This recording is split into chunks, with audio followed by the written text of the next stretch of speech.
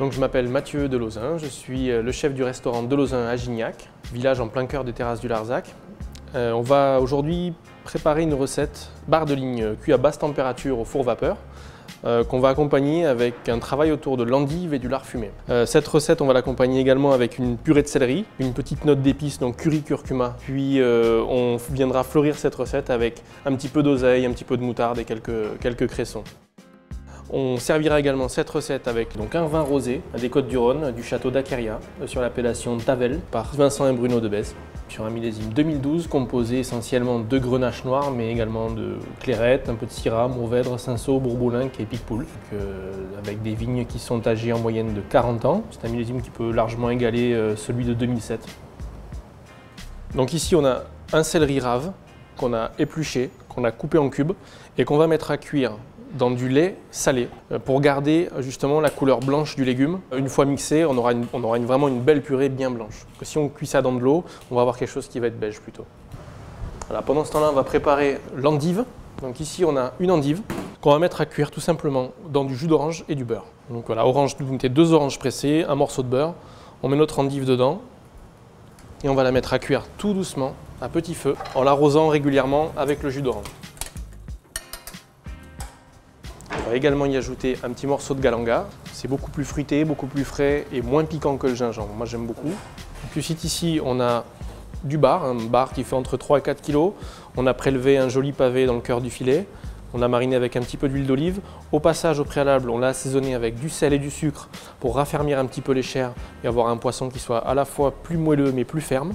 Et puis on va cuire ça à 65 degrés dans un four vapeur pendant à peu près une petite dizaine de minutes. Ici on a notre endive qui est cuite, donc elle est vraiment bien confite. On l'a simplement ouverte en deux et on a enlevé le cœur, parce que c'est le cœur qui est assez amer en fait et que les gens n'aiment pas bien souvent. Donc on a tranché l'endive en deux, prélevé le cœur et ensuite on va la remettre, on va la reconstituer comme ça. Ici on a du lard fumé, donc vous avez des fines tranches de lard fumé. Voilà. On va procéder donc au montage de cette endive lardée. Vous étalez une longueur de papier film et on va juxtaposer nos fines tranches de lard, comme ça.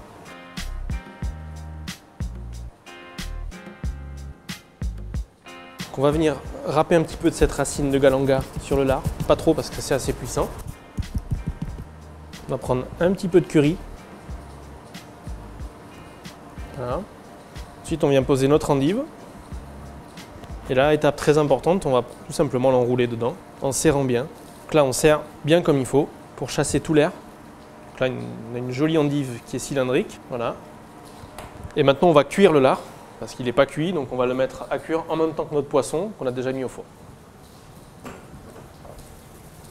Là on a notre endive qui est cuite, qui a été refroidie pendant quelques minutes. On a ôté le papier film et maintenant on va la passer à la poêle pour faire griller un petit peu le lard, pour développer un peu les arômes, on va la faire griller légèrement.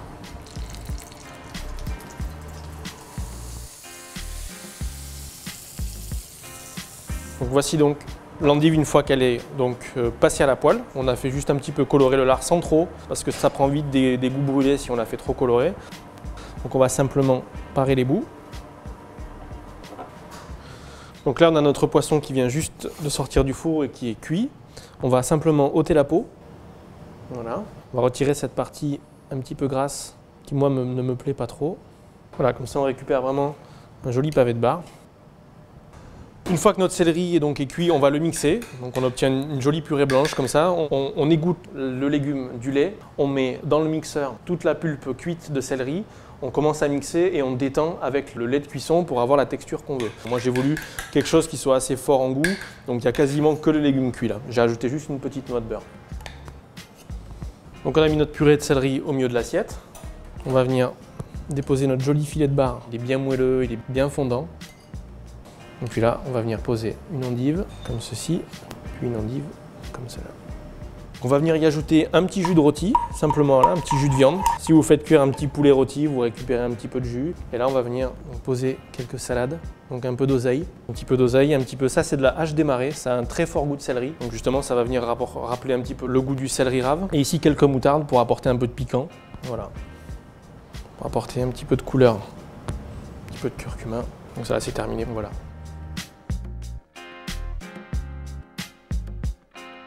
Donc avec cette recette de bar cuit basse température avec purée de céleri et endives lardées, on va servir donc un vin rosé par Vincent et Bruno de Bèze, de l'appellation Tavel, du château d'Acaria en Côte-du-Rhône, sur le millésime 2012.